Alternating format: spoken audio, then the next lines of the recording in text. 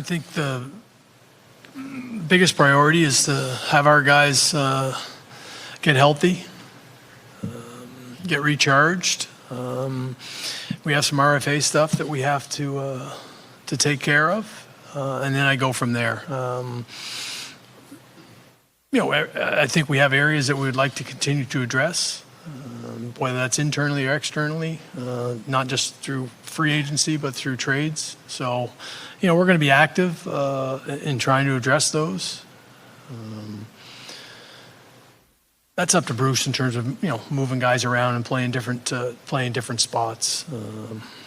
Every team has areas they'd like to continue to address. I think we had really good depth, and I think it showed up.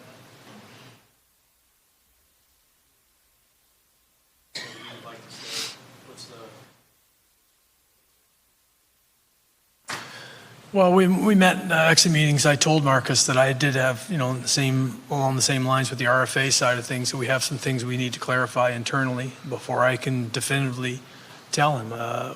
We found that Marcus was a really good fit for our hockey club.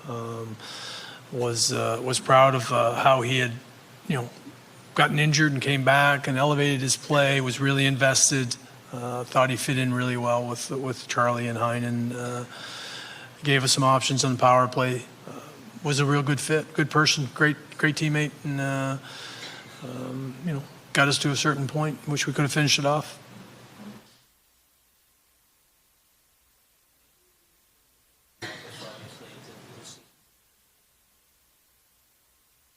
I don't think any of our season ended the way we would like, to be honest with you.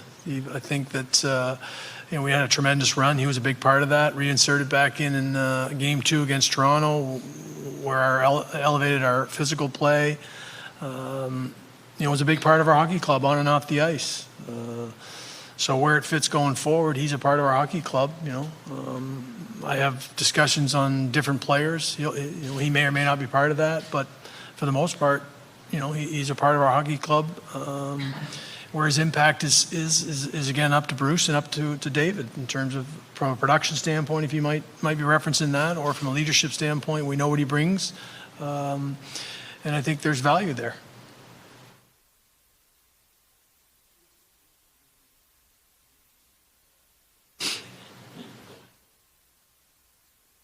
Well, I've always said his best. Without knowing what our roster is going to look like going into September, I have a good idea, obviously, but until it's finalized, where his competition will come from. I thought he best fit in with Corrali / Achari Nordstrom in that type of role. At the end of the day, when Wagner, Achari, and him are all healthy, there's obviously competition for those spots. So sometimes he was in there, sometimes he wasn't. So that's where I see his best contribution to the team. At times he can move up in the lineup and give you some grit, net front presence, but in general, that's where he played his best hockey for us. So we'll have to see how it all shakes out. But like I said, who else is in there in that role that he'll have to beat out for minutes.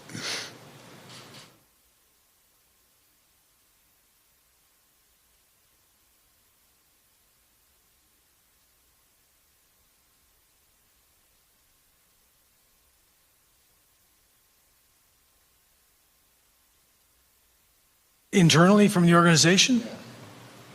Well, I believe that we benefit in the fact that we play four lines. There are certain nights where Sean's line played a lot of minutes, and I think that that's going to benefit both Bergie and Kretsch in that regard. I think Charlie Coyle brings a lot to that. Does Charlie Coyle move up on the right side? Again, putting Charlie in a consistent spot is I think when he plays his best hockey. He referenced that when he was in Minnesota, production role. He could slide up and play right wing if another player emerged, from within. And I can go through the guys. I mean, Trent Frederick would be an obvious one that if he asserts himself, or if Sean plays up, maybe you move Charlie to the right. But for right now, I think the balance of our group and what Coyle presents as mismatches at times in other teams gives us balance, and it's just hard to play against that way, especially when you're coming with Sean with the speed and the physicality that their line brings, and their ability to check and contribute offensively. It presents problems. I think that was the strength of our hockey club this year from a depth standpoint. We had injuries, we persevered through that, we had a lot of adversity that way. Bruce has an open mind to put a Carson Kuhlman into those spots. You got Anders Bjork that will be healthy coming back. You got other players that hopefully will take a step this summer and come really locked and loaded. I mean, shame on any young player that doesn't recognize that this was a taxing year for some of our players, that they don't come with their ears pinned back to think, boy, can I take a step here? Whether that's, I can go through the litany of players, and Peter Cehlarik or Zach Senyshyn, doesn't matter who it is. Fitzy, Paul Carey, Anton Bleed from a bottom stand of the lineup, so every one of those guys, and we're going to look to add as well. We need to continue to add from outside and to push the group, like we did with Wagner and Nordstrom this past summer. Well, you've got Patrice and David in place for so long as your 1-2 model. It's not like you need to make a decision soon, but is that something that you want to pursue in terms of replacing it internally next year? That 1-2 center, or do you not want to chase it because it's not there and say, we have strengths elsewhere? Well, in this year's draft, as an example, there's a lot of depth in the early part of the draft, in particular at center. We're not drafted in that position, so I'm not going to give up what we just chased. From that standpoint, if we could move into the top part, yeah, I would probably look to draft a centerman, as a replacement down the road. I think that, Stanika is a player that has offensive attributes that we're going to see him be a pro this year and develop, and he won't be rushed along. He's got areas of his game that needs to continue to evolve and get stronger. Again, Frederick's another centerman. So we have some within the organization, but, it's hard to replace those guys. Those guys are elite hockey players and have been such for a long period of time. You generally have to, to select them, draft them, develop them, and put them in there and let them grow. Obviously, Torey is a premium asset for what he does. Interesting time for him contractually. Where do you stand with him, either moving forward long term or exploring your options with Torey? Well, Torey's an important part of our hockey club. Really was proud of his effort, took to heart being in a top 4 role this year in the playoffs in particular, where he was going to face matchups on the road and handled them really well. The power play, the points, those things speak for themselves and have been for, throughout his time here. He's a big part of our club. Have opportunity, starting July 1st to open up talks. Again, the RFA market and some of our internal things will dictate the timing of those conversations. If somebody blew us away, every player has to be looked at in that way. When you're an organization, you just have to. You're doing a disservice if you don't. But it would take a pretty unique opportunity for us to part with Torey. We think he's a big part of the fabric of our group. He's kind of that next wave of leadership that we talk about in behind some of the guys that have carried that mantle for a long period of time. But he's an important part of our club. Just to follow up on that, so considering that he's part of that wave through leadership coming, do you expect to see all the signings you're going to have to do this year and next that eventually going to be part of the current leadership board? Well, I think it's incumbent upon us to grow and realize these players, these young players that have been a big part of the resurgence of our club, so to speak. They should realize they've been insulated in a lot of ways in that regard from very unique players, both character-wise, leadership-wise, and their impact on the ice. So that would be the first thing I would point to. I think leaders are grown. They're not born. And I do believe that they've been aware that they've been very uniquely surrounded by some pretty special people. Father Time gets everybody, so eventually that's gonna pass. When you make some of those decisions to move players out, depends on the opportunity you have, with the other 30 teams. So I can't answer that today. You have discussions, really all the time with general managers around the league, and they may see it the same way. They may see their hockey club as a guy who's in that category as a perfect fit. They're a great fit for us right now, and we want to grow the next group.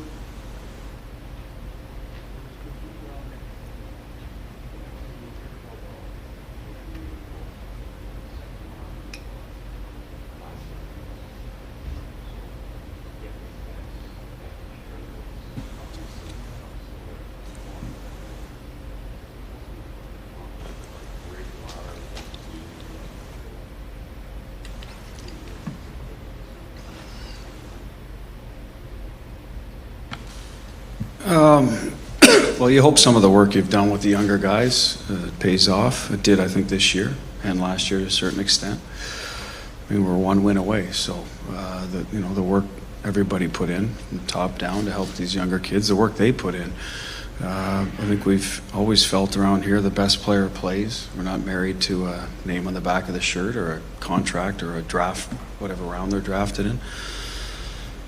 So you hope they're better off for it. His experiences now, Charlie's had 2 of them, Grizz has had 2 of them, DeBrusque, Pasta, I'll put in that category. Hopefully it makes them better next year if we're fortunate enough to be in the same position, hardens them a little bit, educates them a little bit on what it takes. So that's what you're trying to do with those young guys and continue to grow their game. I think we've done a good job with that. We'll keep working at that. And again, it's hard for me to get ahead of myself and say in September we'll have this, because there's some important dates that have to shake out. So I guess I'm not in a speculative mood today, unfortunately. But we want to get some youth into the lineup. How much is always a balance that Donnie and I talk about, and the rest of the group talks about, and see where it lays. But usually at the end of the day, I think it's just right. The best players end up separating themselves, regardless of age, and that's kind of what we've tried to do, and it's kind of worked out well for us, and hopefully that's the same kind of strategy going forward.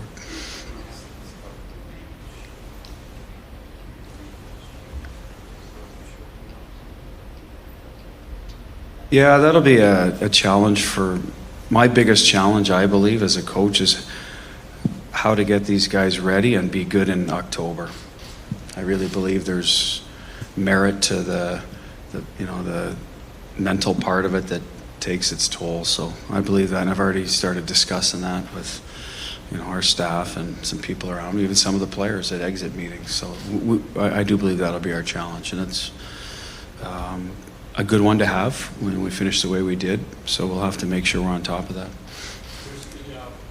The numbers I've seen show that let the players play with burden on March. Obviously, the numbers don't drop off the way they did. To start with, often not looking at about most of the year. It looked like you could think of doing that maybe that summer. I'm trying to think about it. Better one maybe off now. Yeah, we had a lot of discussions this year about Pasta staying there. I think for the most part he did. Obviously when he wasn't playing, we had to put someone else up there. We moved him around a little bit when he was healthy. I don't know what the right answer is when you lose in Game 7. Should we have made a decision? I don't know. I thought we made a lot of good calls this year. Unfortunately, we need to win one more game. Going forward, to me it always depends. What are the options? Who's going to go there and make us the best team? At times Danton Heinen did a good job. I felt at the end of the day, could he sustain it every night? Wasn't convinced. Not saying he could or couldn't, but that was my decision to put Pasta back there. After that, we didn't. I don't know if we tried a whole lot of other guys. At the deadline, we had some ideas. Unfortunately, get an injury to Johansson might have. That's the hand you're dealt. So he could have been a good fit up there too.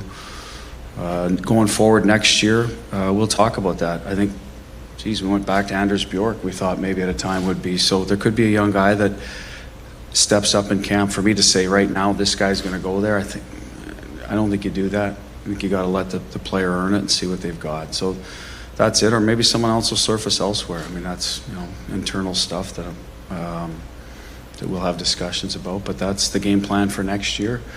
They've been an excellent line. I think they want to grow as well. They want to keep getting better. So certainly a possibility they'll stay together. You guys mentioned Bjork a couple times. To speak for either one of you, how is he doing health-wise? Do you expect that he'll have a full summer of training, camp, that kind of thing? And then also the other day, Zdeno mentioned he might go in for a procedure, more. Is there anybody now that's scheduled to go in? Anders doing really well from a recovery standpoint. Had his shoulder, the same shoulder, done again, but it's taken the necessary time. Saw him a couple weeks ago.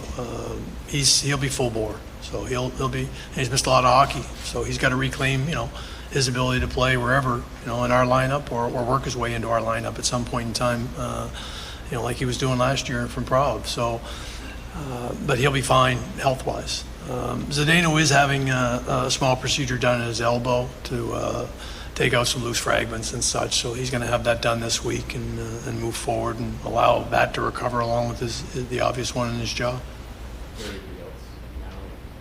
There's a couple guys that are still having some secondary tests being done. Nolan with his heel. Backus has got something he's following up on. The other guys, just going through the list, I know they talked about Moore obviously has to have surgery. Kevin Miller already had his. Nordstrom had broken his foot. He had a small fracture in his navicular, so he's got to let that heal. He'll be perfectly fine without surgery. Berge, was playing with a groin. He doesn't need surgery. He'll be fine. Wagner's seen, he's on the road. He was actually eligible to play, which is pretty remarkable in itself as well. But he'll take some more time to make sure he's 100%. I guess to follow up on that, how much when you look at the roster, you guys got so close, how much do you think was left on the table just because of the issues that you guys will carry, to the finals? Every team at that stage is dealing with injuries. We come out of a 10-day break, you'd think you'd be 100% healthy, and we weren't. So it just takes time. The guys need time. You go through 100 and some odd games and push yourself to the limits and beyond the limits that in certain cases, certainly in Zdeno's case, for a lot of guys, not just Zdeno, but that's the obvious one that comes to mind. It's going to have a residual effect. It's a testament to the courage of each and every one of them to push themselves, as is with what probably St. Louis and other teams were dealing with. Is there a feeling among the top six group that, given last year, there were times there was difficulty getting through the bigger defenseman core of Tampa in the playoffs, and then it seemed like at times against St. Louis that was an issue as well? Any sense that you maybe need to get bigger or stronger just among your top six guys? Bruce can chime in as well in terms stylistically. I mean, I'm sure that other teams that play us think it's an easy, because we're playing with two guys that are smaller. It's really a blend of your hockey club. We played sort of 4 different teams throughout the playoffs, and we matched up pretty well in all of them. When you come down to the margins that you have and losing a Game 7, I don't know whether or not you necessarily say, now, did we score enough 5-on-5? No, but everybody would say that throughout our lineup. If we had just chipped in, but that's to St. Louis's credit in that regard. It wasn't just the defensemen that were doing that. They make it hard on you, same way Tampa did. We had more depth this year to be able to withstand some of those things and take matchups in other places in the lineup that I think helped our hockey club, and it showed. That's why we went further. That's why we gave ourselves a chance to win right till the end. If you're telling me that there's a perfect player to solve some of those, what every team would be looking for, yeah, I think everybody would ask, yeah, I'll put that guy right in there. But, sometimes you just got to allow other players to continue to get better in their own right. We have players that will hopefully continue to do that.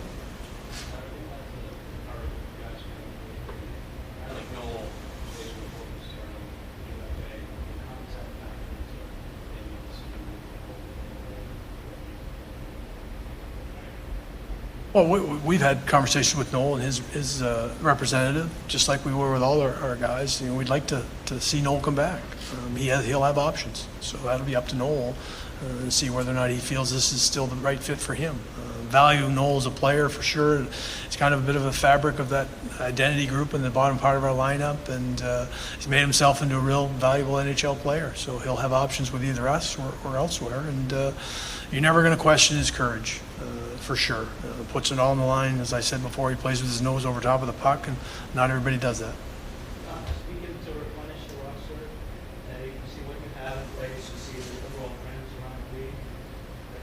How do you see the task moving forward in terms of players coming in? It looked like it was pretty smart, fast, moving at the pace, the side, what do you see moving forward as the style and the identity? Well, I think you have to have a balance. As I referenced, you never know who your opponent's going to be when you get there. And it's a challenge every night. The margins are so small. You go out on the road, you have situations. I think we talk about it a lot, amongst our staff, the coaches, our scouts. We have everybody in the same room to talk about what's the identity we're trying to have as a hockey club, as an organization. And we're going to stick to those. Now, there are some changes as the league continues to evolve. Does it work all the way from the game 1 of the regular season to game 7 of the Stanley Cup? There's a twisty long road between those two points of time. I think you have to have the balance. I think you have to have the depth in an organization and be able to match up in a bunch of different situations against a bunch of different teams, even give yourself a chance. So, yes, we'll have an identity. And Bruce can speak to the tenets that he wants his hockey players to play with. But you touched on a bunch of them. It's hard to teach courage. It's hard to teach speed. The hockey sense piece is another area. So we're trying to identify them. But every team is trying to identify those same things. We had a good team this year, and it showed. Donnie,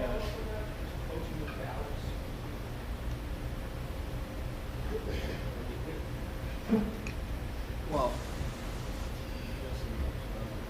but, you mean follow up on what we look for, follow up on what you think you should be, or, I agree, that's the balance part of it. Obviously, a lot of different nights against a lot of different teams. I do believe players need to be competitive, and we're always looking for those players, big or small.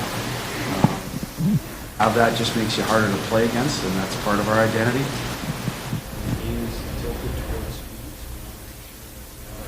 We're going to get some guys in the lineup that are competitive, might not be as fast, and we've got to balance them. Hockey IQ. Like good systems, you tend to have players that understand where they need to be on the ice. That's where they are. It's still a read and react game, so we're trying to balance those three things. A number of other things. Those are the ones we talk about a lot. And the next part does come in.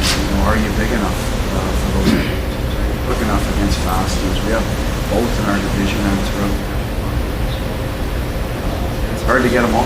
It is. You can't get a perfect blend of every player. That's the challenge. It's more important. I think we talk a lot. Like I said, we talk internally all the time about what's available, how to build our team. We did a good job with that this year, last year, like I said. Other teams and continue to work with them. Coming up, bring those attributes. We have a tough time being a Bro.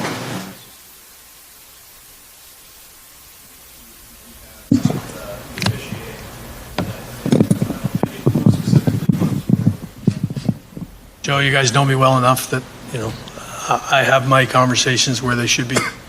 That won't be here today, It's just the way I am. But, I will speak my mind when it in the forum that it needs to be spoken at. Johnny, you hear how good does that feel about the culture you guys have created? Well, you certainly are proud of your players, and he should be proud of him being part of the Boston Bruins. For me, that's what you want. You want players that are invested, that are really good teammates and really good, and Charlie checks all those boxes. And I think he recognizes that the people around him in the locker room that we're able to put together check them as well, and that's how you end up having success.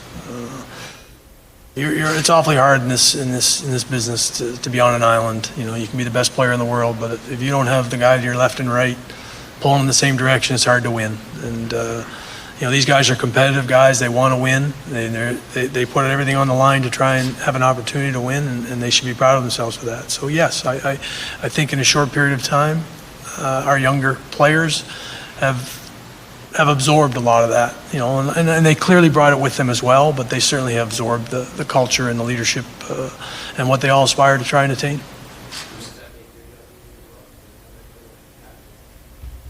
Well, yeah, we want to build a sustainable model to have success, and when you have good character leadership that trickles down to the young guys, they learn the right way. It's only going to make everybody's job easier. You need talent, obviously. You don't win without it, but there's other things that go into it. So to hear Charlie say that, I think it's a pat on the back to everyone that's kind of helped them along the way here in the organization. So you want all your players to feel that way.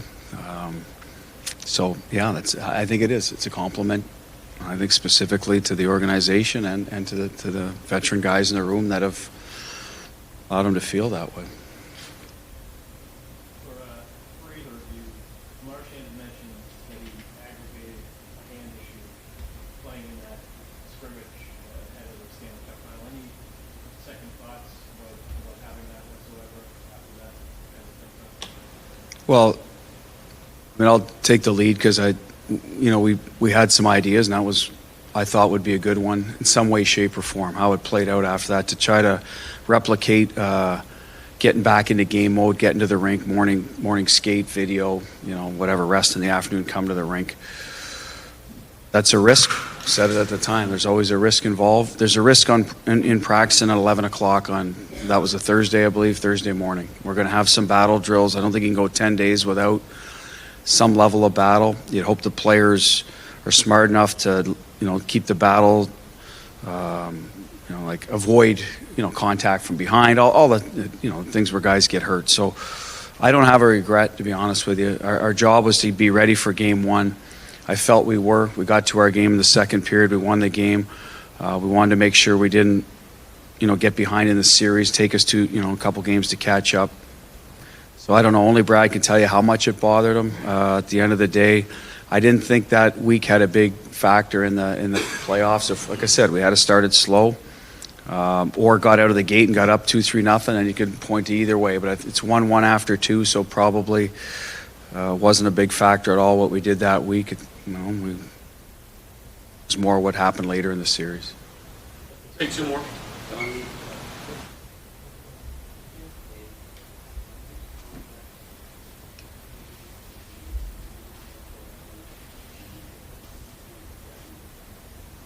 Yeah, we have to qualify to retain his rights. And he just sits, as an RFA until he decides that he's ready to return. And again, that was a personal decision for him. We respected it, and it'll be good for him personally. And he's playing at a high level, so we're not concerned about that. It's just what was the right thing for him at this particular time, his own development, personally and professionally. But he remains an RFA for us, yes.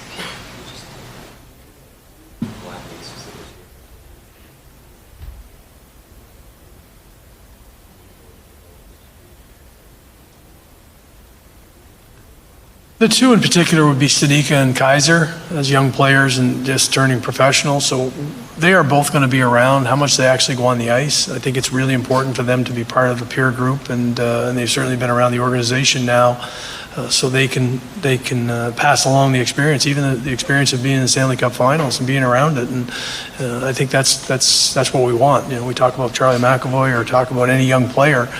You got to breed it. You got to get it ingrained in them right away and realize that what these guys sacrifices, and they can speak to it. They saw it every day. So I think it'll be good. But we need to look at the long-term summer plans for Jack and Kyle in particular, that so they can get themselves off on the right foot and not take away from that. So I don't think they'll be on the ice that much during development camp, but they'll be here.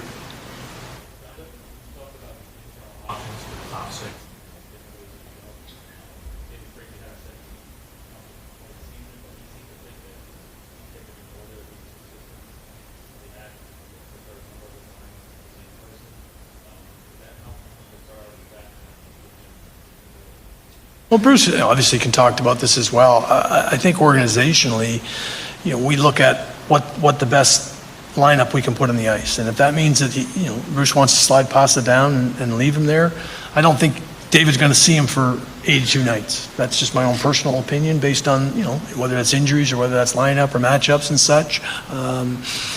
David also spoke to the fact that now he's had consistency with Jake, and they developed a pretty good relationship. A lot of teams are set up in pairs rather than threesomes. In a perfect world, yes, we would identify a guy and plug him in there, and they would, David would return to 70 points, and the line would be prolific. And we hope we have that internal option. He spoke to a couple of guys that he had a chance to play with, so that might be the route we go, or we look outside the organization. That's what we're trying to identify to help us and balance us, then that's what we'll do. I don't think I can sit here today and say I absolutely have the perfect identity player.